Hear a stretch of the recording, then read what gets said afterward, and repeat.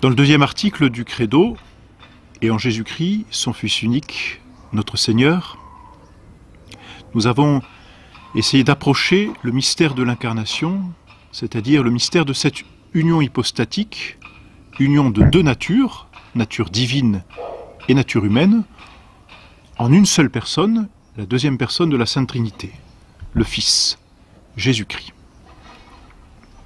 Après cet article du Credo vient le troisième article qui a été conçu du Saint-Esprit, est né de la Vierge Marie.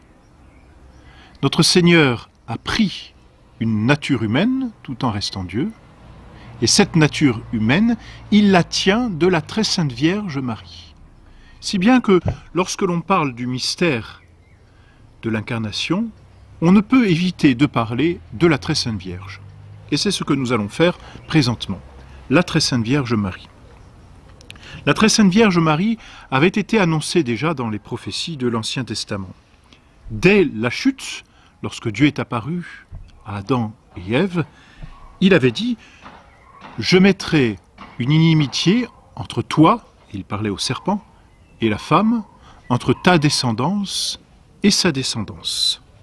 Elle t'écrasera la tête, et tu chercheras à la piquer au talon. » Donc la femme est déjà présente dans la première prophétie, ce qu'on appelle le protévangile, dans l'Ancien Testament. On trouve, quelques siècles plus tard, mais toujours avant Jésus-Christ bien sûr, une prophétie presque plus explicite. C'est le prophète Isaïe qui nous dit « Voici qu'une vierge concevra et enfantera un fils du nom d'Emmanuel. » Emmanuel signifie « Dieu avec nous ». Donc voilà pour les prophéties qui annonçaient la très sainte Vierge Marie. Alors qui est la très sainte Vierge Marie? Elle est la fille de Zacharie et d'Anne, née à Nazareth. Du reste, on fête la nativité de la très sainte Vierge le 8 septembre. 24 jours après sa naissance, comme le prescrivait la loi, elle a été présentée au temple. À l'âge de 3 ans, elle a été présentée encore une fois au temple pour y être consacrée. On sait aussi qu'elle a été fiancée à Saint-Joseph et qu'elle vivait chez ses parents à Nazareth. C'est du reste à Nazareth que l'ange Gabriel va la trouver lors de cet épisode que l'on appelle l'Annonciation et que l'Église fête le 25 mars. Lors de l'Annonciation, Marie a très probablement 14-15 ans. Lors de l'Annonciation, l'ange Gabriel, messager de Dieu, apparaît à la très sainte Vierge pour lui demander de devenir la mère de Dieu, la mère du Messie. Et la très sainte Vierge a une objection. Elle a consacré sa virginité à Dieu, elle ne peut donc concevoir d'enfant. Et elle le dit à l'ange, « Comment cela se fera-t-il, puisque je ne connais point d'homme ?» Et l'ange lui révèle le mystère de la façon dont l'incarnation va être réalisée. Le Saint-Esprit te couvrira de son ombre.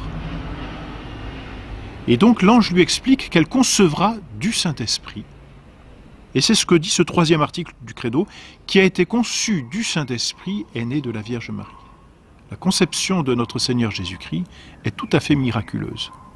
Si Dieu s'est passé du concours d'un homme, notre Seigneur a cependant pris chair dans le sein très pur de la très sainte Vierge Marie, par l'opération du Saint-Esprit.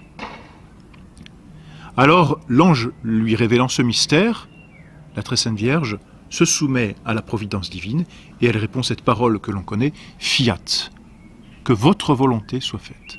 Je suis, dit-elle, la servante du Seigneur. Je suis au service de Dieu, qu'il fasse de moi comme bon lui semble. Fiat mihi secundum verbum tuum. Alors la très sainte Vierge conçoit en son sein, c'est le jour de l'incarnation, ce 25 mars, et pour confirmer ce miracle, si l'on peut dire, l'ange Gabriel annonce à la très sainte Vierge que sa cousine, Élisabeth, qui est âgée, qui est stérile, vient de concevoir. Aussitôt donc la très sainte Vierge part vers sa cousine, quelques journées de marche, pour aller lui rendre service et puis l'aider bien dans les derniers mois de sa grossesse. C'est ce que l'on fête dans l'Église sous le nom du mystère de la visitation. La Très Sainte Vierge part visiter sa cousine Élisabeth. Lorsqu'elle arrive chez sa cousine Élisabeth, la Très Sainte Vierge donc court au-devant d'Élisabeth et Élisabeth reconnaît sa cousine et lui dit, comme inspirée par le Saint-Esprit, « D'où me vient que la mère de mon Dieu vienne jusqu'à moi ?» Donc elle annonce, finalement, elle révèle le mystère qui s'est opéré en la Très Sainte Vierge Marie, et son enfant, l'enfant de Sainte Élisabeth, tressaille en son sein. Saint Jean-Baptiste est purifié à cet instant. La Très Sainte Vierge, dans un acte d'humilité absolument parfait, plutôt que de se glorifier de ce qu'elle est ou de ce qu'elle a, la Très Sainte Vierge loue Dieu et renvoie tous les hommages à Dieu. C'est le célèbre Magnificat. Mon âme loue le Seigneur et mon esprit tressaille de joie en Dieu mon Sauveur. Et là, la Très Sainte Vierge déroule tous les bienfaits que Dieu a fait sur elle et qu'il fait dans l'humanité. Il élève les humbles, il rabaisse les orgueilleux. Et les générations, dit la Très Sainte Vierge, m'appelleront bienheureuse. Elle prophétise de sa future grandeur.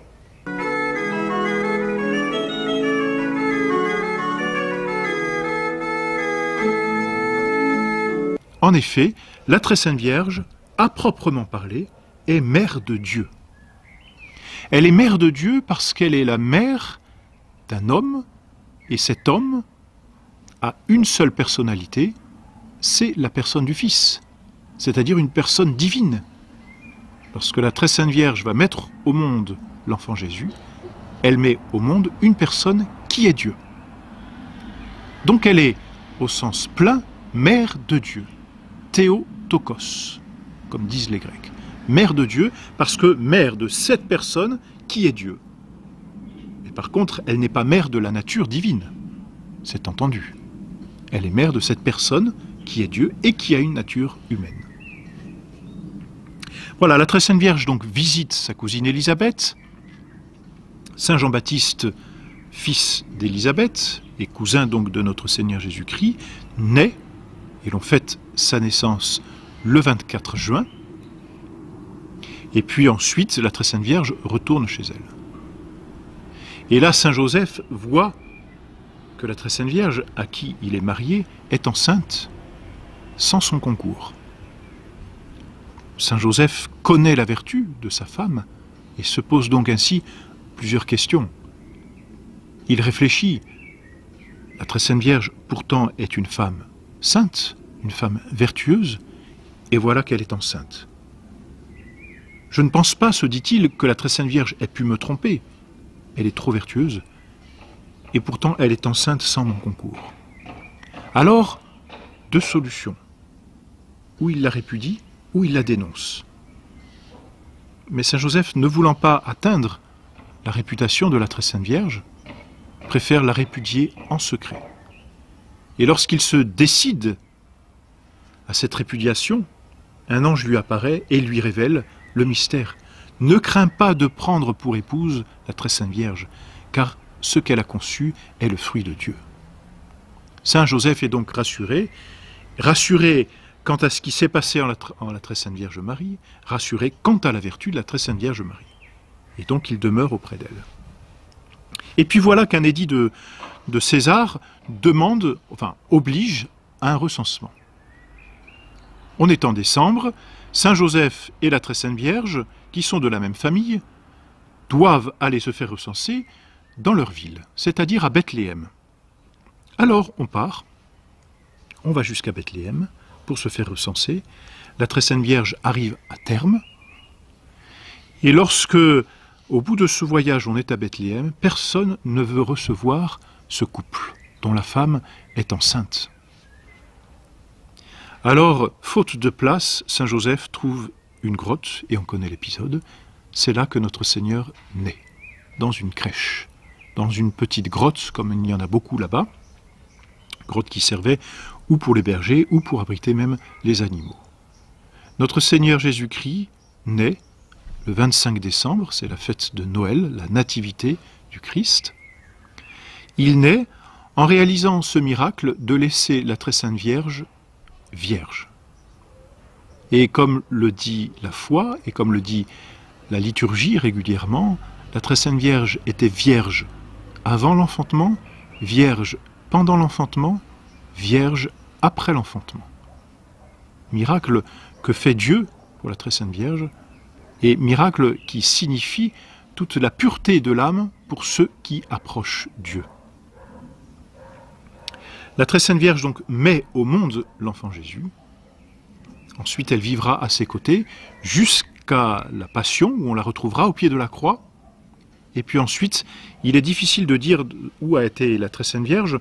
On sait qu'elle a été prise en charge après par Saint Jean, lorsque notre Seigneur sur la croix donne à Saint Jean sa mère et donne Saint Jean à sa mère. Ensuite, elle a certainement passé ces dernières années à Jérusalem et peut-être à Éphèse. Et puis enfin, elle est montée au ciel. Le dogme de la foi ne dit pas si elle est morte. Le pape Pie XII ne définit pas si la très sainte Vierge est morte, c'est-à-dire s'il y a eu séparation de l'âme et du corps. La question n'est pas tranchée. Quoi qu'il en soit, la très sainte Vierge est montée au ciel avec son corps et son âme, où là, elle jouit du bonheur éternel.